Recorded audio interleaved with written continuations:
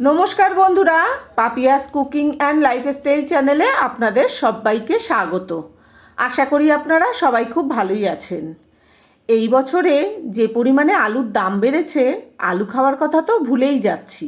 তার সঙ্গে আলুর চপের তো কোনো প্রশ্নই আসে না, কিন্তু খেতে তো ইচ্ছা করে। তো সেই জন্যেই আজকে আমি অল্প আলু দিয়ে অনেক বেশি চপ তৈরি করে দেখাবো আপনাদেরকে। খুবই সহজ পদ্ধতিতে আজকে কিন্তু এই চপ তৈরি করব।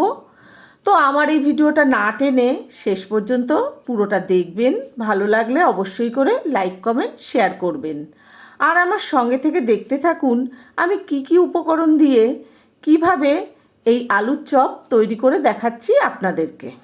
সহজ পদ্ধতিতে আলুর চপ তৈরি করে দেখাবো আপনাদেরকে। তার জন্য কি কি উপকরণ লাগবে সেইগুলো আগে দেখিয়ে দিই। দেখুন, এখানে আমি 1 কাপ ময়দা নিয়েছি। এই ময়দা এই পাত্রে দিয়ে দিলাম।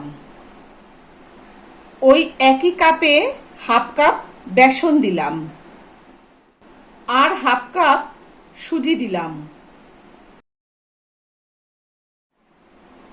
1 চামচ ধনের গুঁড়ো দিলাম, 1 চামচ জিরের গুঁড়ো দিলাম, হাফ চামচ শুকনো লঙ্কার গুঁড়ো দিলাম, হাফ চামচ হলুদ দিলাম, 1 চামচ আদা বাটা দিলাম আর 1 চামচ রসুন বাটা দিলাম। এবার এই চামচের সাহায্যে সবকিছু খুব ভালোভাবে মিশিয়ে নেব। দেখুন, সবকিছু কিন্তু খুব ভালোভাবে মেশানো হয়ে গেছে। অবশ্য সবকিছু না, আমি কিন্তু এখানে নুন দিইনি, নুন আমি পরে দেব। আর ঝাল লঙ্কার গুঁড়ো কিন্তু আপনারা যেমন ঝাল খেতে পারবেন সেরকম বুঝে দেবেন। আমাদের বাড়িতে কেউ খুব একটা ঝাল খায় না, যে কারণে আমি ঝালটা একটু কমই দিয়েছি। এবার অল্প অল্প করে জল দিয়ে একটা ঘন ব্যাটার তৈরি করে নিতে হবে। দেখুন, ওই কাপেই কিন্তু আমি 1 কাপ জল নিয়েছি। পুরো 1 কাপ জল কিন্তু দিয়ে দিলাম, আরো জল লাগবে। আবারও 1 কাপ জল নিয়ে এসেছি, এখান থেকে অর্ধেকের থেকে একটু বেশি দিলাম। এবার সবকিছু খুব ভালোভাবে মিশিয়ে নেব। বাকি জলটুকুও দিয়ে দিলাম। তার মানে 1 কাপ ময়দা, হাফ কাপ সুজি, হাফ কাপ বেসন, মোট 2 কাপ। তার সঙ্গে কিন্তু আমি 2 কাপ জল দিলাম। 1 চামচ কালো জিরে দিয়ে দিলাম, হাফ চামচ থেকে একটু বেশি নুন দিলাম। এবার কালো জিরে আর নুন ব্যাটারের সঙ্গে খুব ভালোভাবে মিশিয়ে দিচ্ছি। নুন আর ঝাল কিন্তু আপনারা আপনাদের নিজেদের স্বাদ মতন দেবেন। আমি নুন পরে দিলাম এই জন্যেই, জল দেওয়ার পরে কতটা নুন প্রয়োজন হবে সেইটা বোঝার জন্যে আমি নুনটা পরে দিয়েছি। দেখুন বন্ধুরা, সহজ পদ্ধতিতে আলুর চপ বানানোর জন্যে আমার কিন্তু ব্যাটার রেডি হয়ে গেছে। এরকমই একটা ঘন ব্যাটার দরকার, একটু পাতলা আছে। এবার 10 মিনিট ঢাকা দিয়ে রেখে দেব। এই 10 মিনিটে সুজি, ময়দা, বেসন সবকিছু ফুলে কিন্তু ব্যাটার আরো একটু ঘন হয়ে যাবে।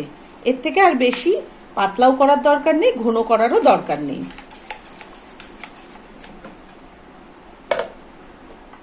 আলুর চপ বানানোর জন্য দেখুন, এখানে 2টো আলু নিয়েছি, এইরকম সাইজের। আপনারা যেমন খুশি সাইজের নিতে পারেন, ছোট বড় কোনো ব্যাপার না। আমার ঘরে যেমন আলু ছিল আমি সেরকমই নিয়েছি। এবার এই আলু ছুলে কেটে নেব। আমি কিন্তু আলু বটি দিয়ে কাটবো, যে কারণে আপনাদেরকে দেখাতে পারছি না। আলু কেটে তারপরে আপনাদেরকে দেখাচ্ছি। দেখুন বন্ধুরা, আলু কিন্তু ছুলে এইভাবে কেটে নিয়েছি। একদম পাতলাও করিনি, খুব মোটা করিনি, এরকম ভাবে কেটে নিয়েছি। এবার আলুর মধ্যে 1/4 চামচ নুন দিয়ে দিলাম। এই নুন আলুর গায়ে খুব ভালোভাবে মাখিয়ে দিচ্ছি। আলু কেটে জলের মধ্যে ভিজিয়ে পরিষ্কার করে ধুয়ে নিয়েছি। আলুতে খুব ভালোভাবে নুন মাখানো হয়ে গেছে। আর আলুর থেকে যে জল ছাড়বে সেই জলটা ফেলে দেব। আলু সাইড করে রেখে দিয়ে আপনাদেরকে একটু দেখিয়ে দিই ব্যাটারটা কোন পর্যায়ে তৈরি হয়েছে। দেখুন বন্ধুরা, 10 মিনিট হয়ে গেছে, ব্যাটার কিন্তু বেশ ঘন হয়েছে। এর থেকে আর বেশি ঘন করার প্রয়োজন নেই। আর পাতলা তো একদমই না, তার কারণ এর থেকে বেশি পাতলা করলে চপগুলো কিন্তু ভালো হবে না। তাহলে এবার আমরা চলুন চপ ভেজে নিই।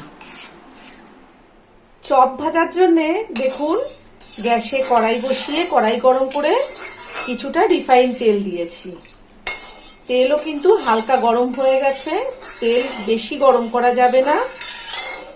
এবার এই তেলে চপ ভেজে নেব। তার আগে আপনাদেরকে একটু দেখিয়ে দিই তেল কেমন গরম হয়েছে। এই ব্যাটার থেকে 1 ফোঁটা 2 ফোঁটা ব্যাটার দিয়ে দিলাম। দেখুন কড়াইয়ের গায়ে কিন্তু লেগে গেল না, তার মানে চপ ভাজার উপযুক্ত গরম হয়ে গেছে তেল। গ্যাসের ফ্লেম মিডিয়াম টু হাইতে করে দিয়েছি। দিয়ে দেখুন 1 টুকরো আলু নিয়েছি, নিয়ে এইভাবে আলুর গায়ে ভালোভাবে ব্যাটার মাখিয়ে নিয়ে তেলে দিয়ে দেবো। এইভাবে মাখিয়ে আস্তে করে বাটিতে একটু কেটে নিয়ে দিয়ে দিলাম। এবার ঝাঁঝরি দিয়ে আস্তে আস্তে একটু উল্টে দেব। আপনারা চাইলে কিন্তু কোনো ফ্রাই প্যানে ভাজতে পারেন, তাহলে একসঙ্গে অনেকগুলো বেশি করে ভাজতে পারবেন। আমি কড়াইতে ভাজছি বলে একটা একটা করে ভেজে নেব। দেখুন কি সুন্দর ফুলছে, একদম মনে হচ্ছে লুচির মতন ফুলে উঠছে। আজকে আমি যেভাবে যা যা উপকরণ দিয়ে এই আলুর চপ তৈরি করছি, আপনারা বাড়িতে এইভাবে তৈরি করবেন, দেখবেন তেল কিন্তু অনেক কম লাগবে। গ্যাসের ফ্লেম মিডিয়াম টু হাইতে করেই পুরো চপটা ভাজতে হবে। গ্যাসের ফ্লেম কমালে হবে না, তাহলে এরকম কিন্তু ফুলবে না। আর বাড়িয়ে দিলে পুড়ে যাবে, ওপরটা লাল হয়ে যাবে, ভেতরে আলু সেদ্ধ হবে না। তার কারণ আলুটা তো কাঁচা, আলুটা সেদ্ধ হতে হবে। এর থেকে আর বেশি ভাজবো না, এবার তুলে নেব।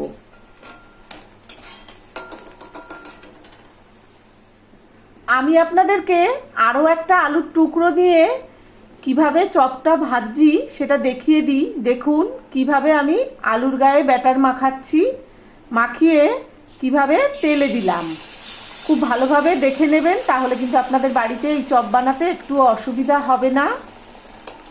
আর এখনও যারা আমার চ্যানেলটিকে সাবস্ক্রাইব করেননি, তাদের কাছে আমার অনুরোধ রইল আমার চ্যানেলটিকে অবশ্যই করে সাবস্ক্রাইব করবেন এবং পাশে থাকা বেল আইকনটি ক্লিক করে অল করে দেবেন, যাতে আমি যখন যা নিত্য নতুন ভিডিও ছাড়বো তার নোটিফিকেশান সবার প্রথমেই আপনাদের কাছে পৌঁছে যাবে।